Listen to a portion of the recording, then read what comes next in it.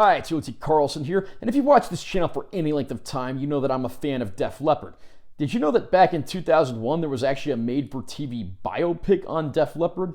I visited my buddy Clint over at Moondog Records, where I hadn't been in a few months, was going through his used DVD section, and I came across this, which I had not seen in years. This is Hysteria, the Def Leppard story. The subtitle down here, of course, reads, The Story of a Band That Rocked the World. This was made for TV and aired on VH1 as part of their Movies That Rock series, and I was really eager to see how this holds up. I'm certainly a fan of Def Leppard, and seeing this movie in the summer of 2001, way back when I was a teenager, that was certainly one of the things that spurred my interest in Def Leppard. But is it any good? I'll do an unboxing of the release, I'll talk a little about the movie, and share my opinion. There's the cover art. That actually looks very nice. You'll notice this says full screen. Typically that would refer to like movies that were cropped down to a 4:3 ratio for old square televisions, but this was made for TV, so I'm fairly certain that's supposed to be the original ratio. There's the spine.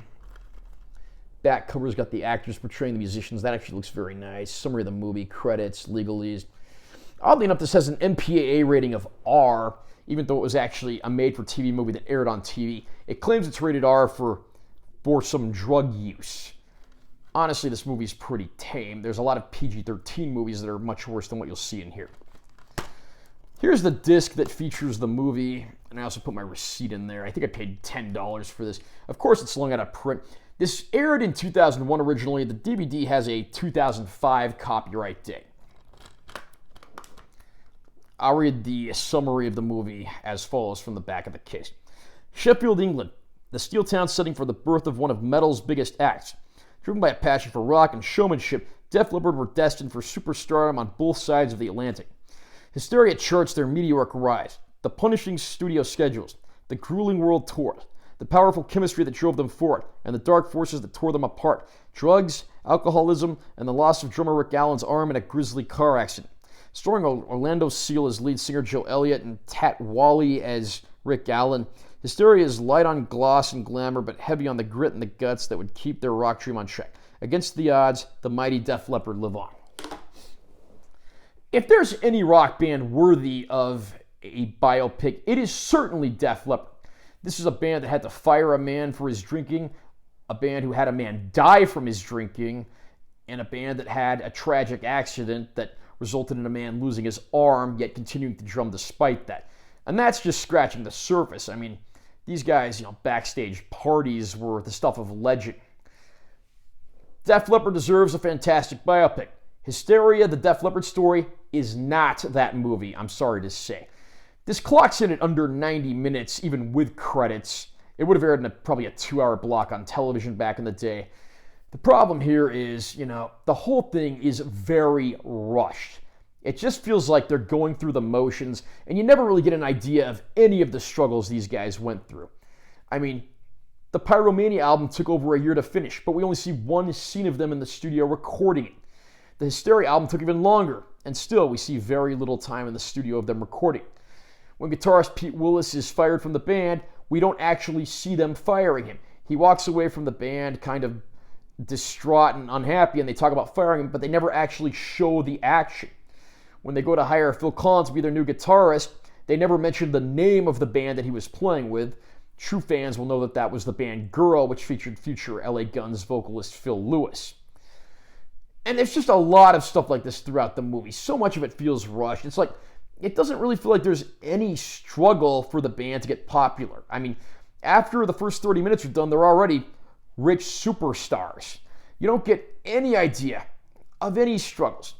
I mean, probably the actor that fares the best is the actor playing Steve Clark. His name escapes me at the moment, but you do get to see him and his strained relationship with his father, as well as the pressure that was put on him to put out more and more hit singles. That's one of the few performances that really hits the mark. These actors, a lot of them don't really look like they're right for the parts. The guy playing Joe Elliott honestly looks more like Fabio than Joe Elliott, and I think they're actually decent actors, and they do the best they can with the material they're given. But having this, sanitized, rush, under 90-minute version of this story, which ends right around the time the Hysteria World Tour began, it just doesn't cut it. The Def Leppard story is gritty, interesting, and worth exploring. But this movie just does not do that. And I have to say, looking back, it has not aged very well. Probably the best parts of the movie are the ones where the band is actually on stage. You get the idea that the production crew actually did study the band on stage and reproduce their attire, right down to Rick Allen in the High and Dry era having those little Union Jack shorts. I'll give them credit for that. And I will say this, it doesn't really look like a low-budget movie in many places, particularly the concert scenes actually look pretty elaborate. I'll give them credit for that, but it doesn't make this a good movie.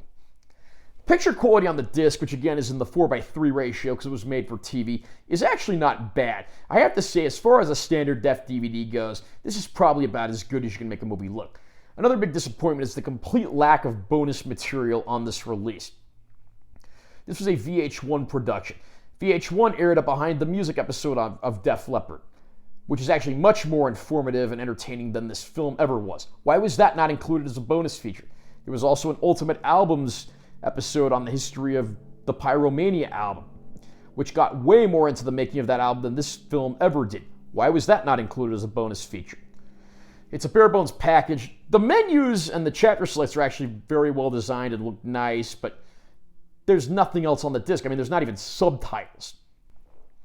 I do have to say, this is a very bad movie for the most part. It has its highlights, and I won't deny it is one of the things that back in the day helped me become a fan of Def Leppard, but looking back, it just has not aged well, despite some decent concert footage and these actors doing the best they can with what they were given. I think the only actor in this movie that I've ever even heard of is Anthony Michael Hall, who, of course, portrays record producer Robert Sean Motley. What are your thoughts on this movie? Did you watch this when it aired back on VH1 or pick up the DVD? Comment down below and let me know what you think. Also, remember to subscribe to this channel for more content because I'm always posting new videos.